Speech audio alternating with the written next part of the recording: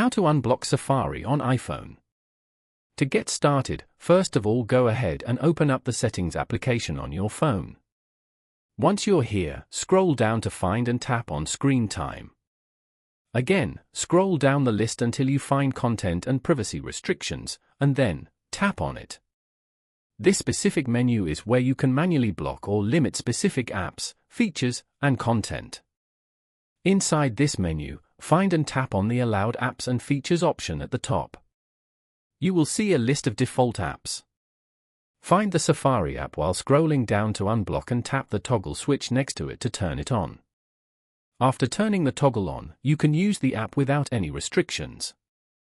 Following these steps, you can easily unblock Safari on an iPhone. Thank you for watching.